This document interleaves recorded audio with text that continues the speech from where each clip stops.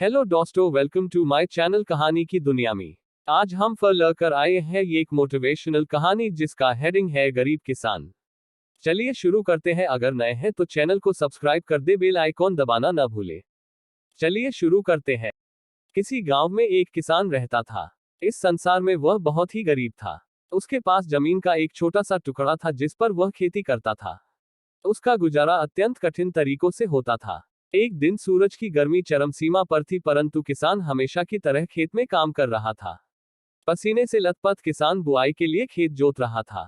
इसी बीच खेत में खुदाई करते समय जमीन से एक बड़ा सा लकड़ी का बक्सा मिला। किसान ने सावधानी से बक्से को निकाला। पहले तो उसके समझ में नहीं आया कि बक्से का क्या करे। आखिर उसने बक्से को खेत के बाहर रख दिया। उसे साफ करके जो रोटियां वह घर से लाया था वह बक्से में रख दी और अपने काम में जुट गया। दोपहर को जब वह खाने के लिए रोटियां निकलने के लिए बक्से के पास गया तो हैरान रह गया। उसमें रोटियां ही रोटियां भरी हुई थी। तब किसान को पता चला कि वह जादुई बक्सा था। उसमें जो भी चीज डालो उसका 80 गुना होकर बाहर आता। जैसे एक मूंगफली का दाना डालो तो तुरंत उसमें से 80 दाने निकल पड़ते। किसान ने तृप्त होकर खाना खाया और उसके बाद किसान संतुष्ट होकर बक्से को घर ले आया। बक्सा मिलने के बाद किसान बहुत खुश था। उसे लगा कि उसके सब दुख अब दूर होंगे। वह लालची नहीं बल्कि धैर्यवान व्यक्ति था। उसने बक्से का दुरुपयोग नहीं किया। उसे जब भी किसी चीज की जरूरत होती तो बक्से से तुरंत प्राप्त कर लेता। समय गुजरने के साथ साथ उसके बक्से के बारे में गांव के जमींदार को पता लगा। जमींदार बेहद लालची था और उसे लगा कि ऐसी ही जादुई चीज पर तो उसका अधिकार होना चाहिए। उसके आदेश पर जमींदार के लठठेठ किसान को पकड़ कर ले आए।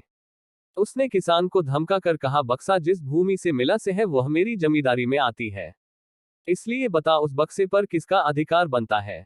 किसान बोला, यह ठीक है हुजूर की यह भूमि आपकी जमींदारी पर आती है, पर बक्सा जिस खेत से निकला है उस पर मैं खेती करता हूँ, अतः इस बक्से पर मेरा अधिकार बनता है। किसान गिड़गिड़ाया, लेकिन जमींदार ने बहुत धमकाया। बक्सा पाकर जमींदार बहुत खुश हुआ, मगर किसान का रो रो कर बुरा हाल था। जमींदार की अब चांदी हो गई। वह जो चाहता बक्से में डालता और उसे कई गुना पाकर खुश हो जाता। कुछ लोगों ने जादुई बक्से की खबर मंत्री जी के पास पहुंचा दी। पहले तो उसे विश्वास नहीं हुआ, फिर उसने अपने विश्वस्त सेवक को बक्से की सच्चाई परखने के लिए भेजा। वहां जो उसने बक्से का जो जादू देखा तो वह मंत्री के पास जाकर सारी सच्चाई बता दी। मंत्री ने जमींदार को बुलाया, फिर उसे डराते हुए कहा, हमें पता चला है कि तुम्हारे पास एक जादुई बक्सा है, उसे तुरंत हमारे हवाले कर दो। इसी जादुई बक्से को हाथ से निकलते हुए देखकर जमींदार की हालात खराब होने लगी। उसने मंत्री जी से बहुत विनती की पर मंत्री नहीं माना। बक्सा पाकर मंत्री मतवाला हो गया। विरोधियों को यह अच्छा मौका मिल गया। उन्होंने बक्से के साथ साथ मंत्री के निकम्मेपन की खबर भी राजा तक पहुंचा दी। बक्से की बात सुनकर राजा अधीर हो उठा। वह अपने सेनापति के साथ मंत्री के घर जा पहुंचा। उसने कहा, देश की सारी जमीन राजा की होती है, इसलिए जादुई बक्से पर भी उसी का हक है। मंत्री ने बिना देरी किए बक्सा राजा को दे दिया।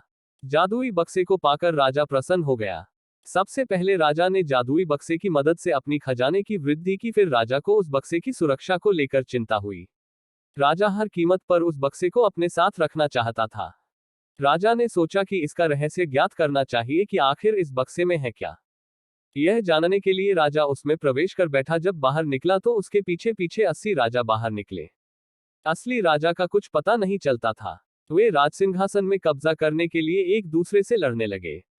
यह जानकर किसान को बेहद दुख हुआ। वह अपने आप को कोसने लगा कि कितना अच्छा होता कि मैं बक्से को जमीन में ही गड़ा रहने